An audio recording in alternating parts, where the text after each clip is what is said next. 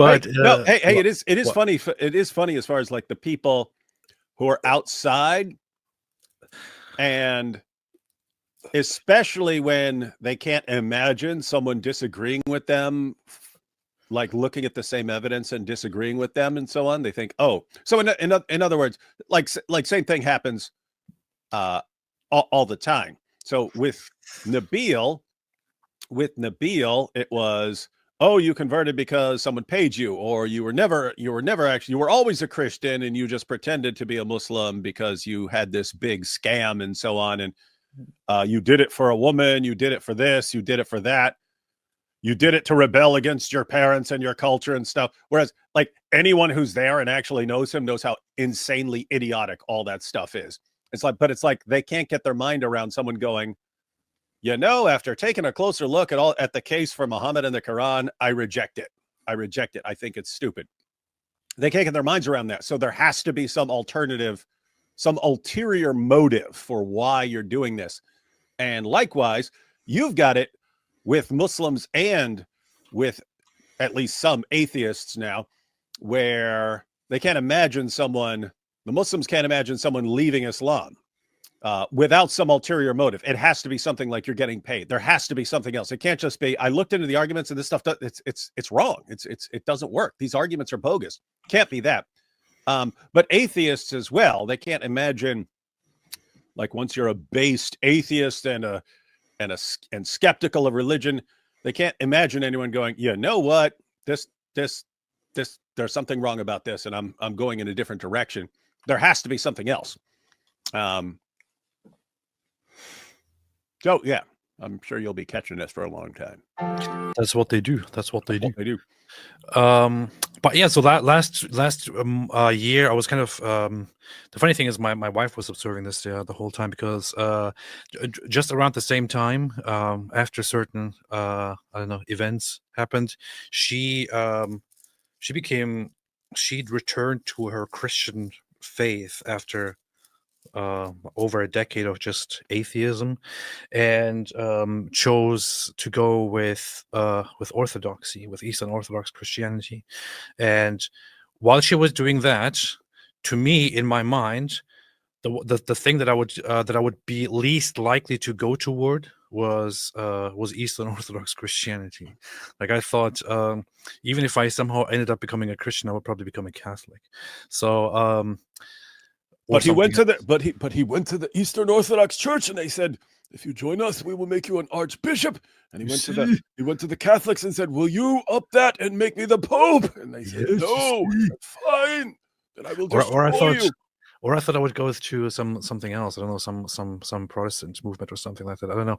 But I was practicing Jewish things, actually. I got myself, I went really into practicing Judaism. People might not know this because I never really spoke about it publicly, I think. But there was actually a time, and my wife knows this, that I was, so I ordered a tefillin, which is the thing, the strap thing that Jews wrap around their arms, which has the scroll in there. Hey, side note, what's that made out of? Is it like plastic or leather or what? It's leather. Leather? It's leather. Okay. Yeah. It's a leather strap. Are you allowed to make it out of anything? I'm not entirely sure. I think it has like strict regulations or something. I'm just saying, could it be like alligator skin or something like that? Because I'd be like, cool, you know what I mean? Anyway, sorry to interrupt. Sorry to interrupt. It popped into my head, and I had. I'm not really sure, but I actually I was at some point practicing it. I was doing I was wrapping that, trying to learn to do it the right way, trying to do the whole the talit, and the whole prayer veil and all these things, and was actually doing prayers in the mornings and all that while my wife was going toward Christianity. And she saw me doing that, and she was like, okay, I respect that you do that. But I wasn't really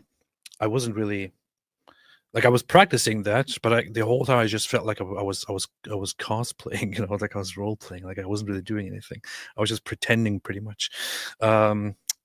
But the thing is, I never lost my respect that I had for those practices and for the tradition and for Judaism and Jews and all that. But I was doing that and I was trying it out. I tried those things for a while. Later on, I went toward Christianity more. I felt like this whole phase of trying out Judaism, I feel like I don't know. It didn't move anything within me. Although the respect and all that is always there. But once I tried engaging in Christian prayer, I actually felt like something happened, and I felt like I'm actually doing something when I engage in prayer. And for the first time in 10 years or so, I had genuinely engaged in praying to God and asking for guidance and all that. There is a thing, like I have to admit certain aspects here, certain things here, which are that I know that atheism might work out for lots of people.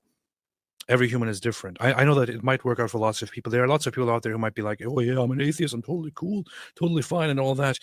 I don't really I would say for myself, honestly, it wasn't necessarily always the best way of living. I would say, especially over the last year, I was kind of on a path of self-destruction and depression and complete nihilism and all that. And I was trying not to make not to make it very public and all that. But those close to me know how bad it was and how I actually was in a place of thinking, what the hell is the point and all that.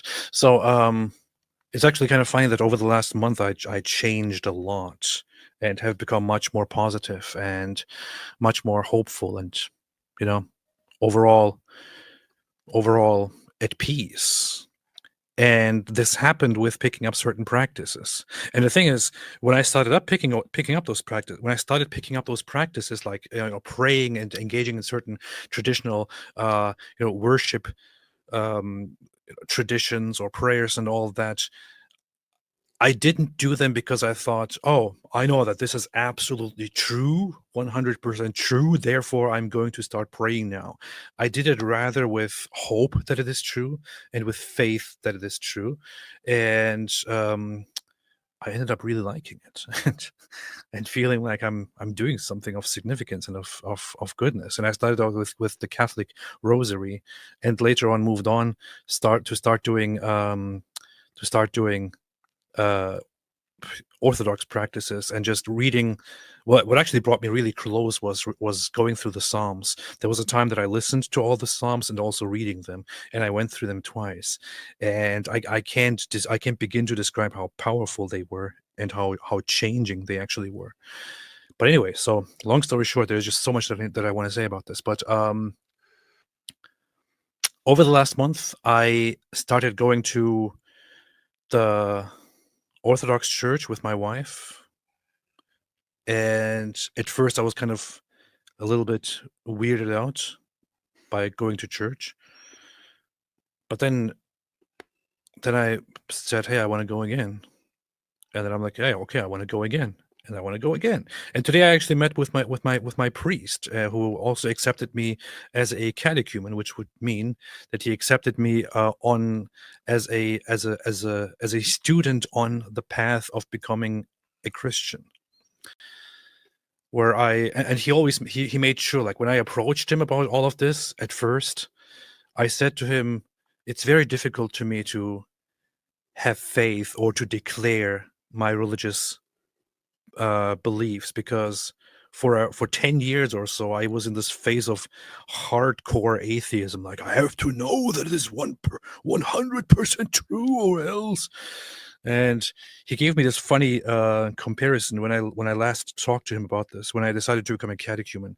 I said to him, look, I feel so, I lean toward it. I feel very good about it. I feel very happy about it. I have faith. I do prayers and all of that.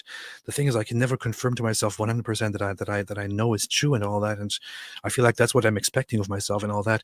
And he said to me something funny, which was, he said, when you come to the church and experience the liturgy, knowing my kind of Turkish background, he said to me, and he's of Greek Turkish origin.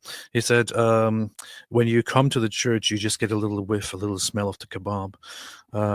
When you then become a catechumen, you basically get in line to get one of those kebabs. In the middle of, while you're waiting in line, you can still make a decision, you know, to back out or to finally get it. And I was like, hey, that's very funny, and that actually makes a lot of sense. And I said, so should I then become a catechumen? And he was like, yeah. I was like, okay. AP says he converted for kebabs. The church offered him kebabs, and he says, I like kebabs. They said, we'll give you a ton of kebabs. Get in line if you want kebabs. So it was a very funny exchange, but also a very eye-opening exchange, to be honest. But ever since, I have been very, very, very much practicing and doing daily prayers and all that. And I feel good. And I can't believe I'm saying this after 10 years of saying, no, I would never do prayer. I'm actually doing daily prayers now when I wake up and at night. And you know, I love it. I love it. Hey, you know, to be funny, What?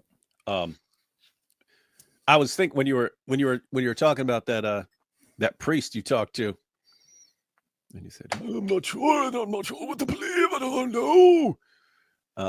I was thinking, like, it popped into my head, the Muslim stories when someone would have doubts, and it's always like Muhammad hit him or something like that.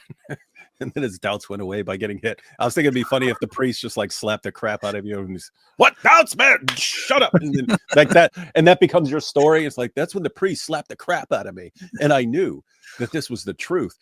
And that would sound weird to everyone, but that's like the stories you have in the Muslim stories. Like Ubay ibn Ka'b, when he found out that people were reciting the Quran differently and so on. It says so doubts arose that he hadn't experienced since before he converted, and Muhammad like hits him in the chest. Like, Yeah. and then his doubts go away. It's like Aisha when she's sneaking out to spy on Muhammad when he's out there for his secret meetings and so on. And she follows him around. And what's Muhammad do? He hits her in the chest. Boom! Boom! What's up with you? Top G move. Little idiot. But anyway, don't you question me when I'm out getting banged by Al Kalbi. I mean by Jibril. I mean getting revelations from Jibril. That's what he called it. Revelations. I'm getting revelations right now. Leave me alone. Getting so a revelation in my bottom. So I shared this here with when I went to the church. For 10 years, I was an atheist and agnostic. For 2 years, I have been searching. Today, I have been accepted as a catechumen in the Orthodox Church, on my way to becoming a baptized Christian. Now, there is an important detail about this. I put it here quite openly and directly, where I said, on my way to becoming a baptized Christian. Yep. Does indeed say that. So to this day, and to this point, to this moment, I still have not expressed that I am a Christian. Weekly.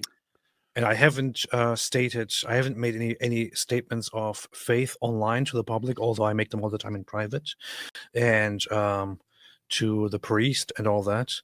And I asked him basically, actually, recently, I said, you know, people ask me nowadays online, like, what are you? Are you an atheist? Are you a Christian? And the thing is, I'm kind of conflicted on what to say right now, because I want to give an answer, but I honestly right now don't know what to say.